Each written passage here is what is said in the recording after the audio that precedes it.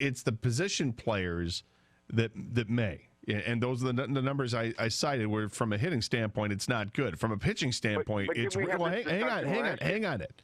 From a pitching standpoint, it is really good, and it balances out where the Tigers are really thought of as a top 10 organization now when it comes to the farm system. However, they do lack position players, and I'm not a big fan of trading away a guy who is just starting to hit his prime and thinking that you're going to get a prospect in return, because I think you just kick the can further on down the road, like you were starting to say there. The difference with Matt Boyd and, say, Michael Fulmer from a few years ago is when the talk first brought up when Michael Fulmer, when he hit the scene, he was pitching so well. Michael Fulmer was young. Matt Boyd's 28 years old. It's not like he's 22. Mm-hmm. I think there's a difference there because of the age that makes me more receptive to listening to this talk. I don't think you'd get a top 10 prospect in all of baseball for Matt Boyd. But if you could get a top 50 or top 100 prospect, I'd still listen. I don't know if I'd do it, but I'd listen. Yeah, I know what you're saying. Let's listening to see what the offer is before we jump the gun. I'll take a top 10 prospect. 248-539-9797. Do you think it's? I don't know. I mean, I'd argue with Rosenthal that I was surprised that they were that high, but he seems pretty confident that the Tigers should be able to get. The club control thing is a bigger deal than I think people realize.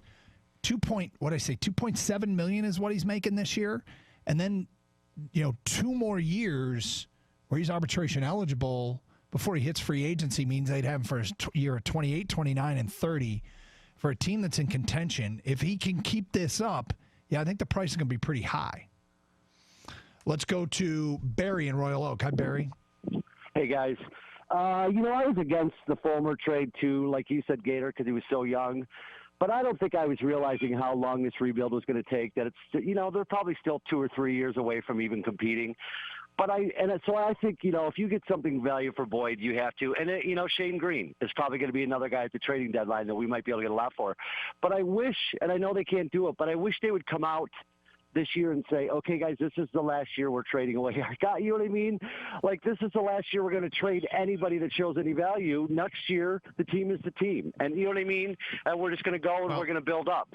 Shane Green makes sense for them to trade at the deadline because you could get something for, I don't know how much you can get for him. You should be able to get something good for a guy who's pitched knocking on wood here as well as he has as the Tigers closer. Matt Boyd, I think it's pie in the sky thinking that you get a top 10 position player for Matt Boyd, given that he doesn't have the sample size of these other players that were traded that got the top 10 prospect in baseball in return, because he's only done it for 10, 15 starts. No, and I know, and I mean, if you can get something for him, something of value, I feel like you kind of have to. Like I said, I just wish I knew when this was done. I mean, I understand they have to do it, and it sounds like they're doing the right thing. But I wish, like, next year they'd say, listen, if somebody plays well for us, we're actually going to keep them. Like, we're not hoping somebody plays well so we can trade them. Well, I'm comfortable with them trading Matt Boyd. You just got to get a lot back. Yeah, I'm not necessarily uncomfortable. You keep him, and he becomes, you hope, part of your rotation. I was in favor of trading Fulmer because of injury concern. He'd already had one arm event. And people in baseball were telling me he's going to have another based upon his delivery. And I'm like, well, okay, it's a tough thing to see, but okay, I'll buy in.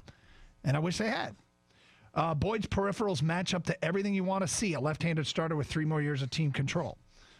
Next one. Eventually, you have to stop giving up your good young players and start moving forward with being competitive. Unfortunately, Avila is a total idiot and will probably give Boyd away for nothing.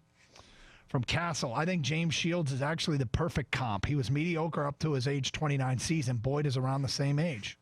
He was not mediocre. James Shields was not mediocre.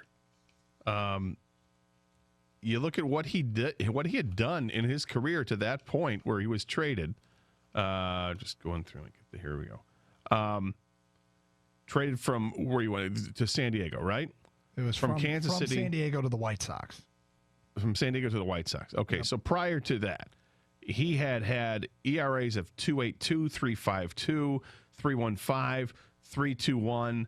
And then 3.91 with San Diego in 2015 and 2016. It had jumped up to 4.28, and then he was traded to the White Sox. God, they got Fernando Tatis for a pitcher who had a 4.28 ERA. Who had gone from 3.91 to 4.28. I mean, part of this might be simply that teams made mistakes. Oh, absolutely. I think it's safe to say there was a mistake a team made. That's willing to make a mistake for Matt Boyd. At what point do we stop trading young guys and start letting this all play out? I want to keep Boyd. I mean, it's the same argument we had with Fulmer 2 years ago. Well, it also depends on this too, Doug. It's supply and demand, right? You get to the trade deadline, how many starting pitchers are there that are out there that people really covet? And, do the Tigers have something here in Matt Boyd? Sure, he's left-handed. You got the team control, as you said. And if he continues to pitch as well as he has, if his ERA is still hovering right around 3 by the trade deadline, there's going to be interest. You have to see what the rest of the landscape is of the trade deadline. Are there a plethora of left-handed pitchers in the same situation, or is he a unicorn? If he's a unicorn, take advantage of it. 248-539-9797, 12:30 today. Are these going away, and will you care if they're gone?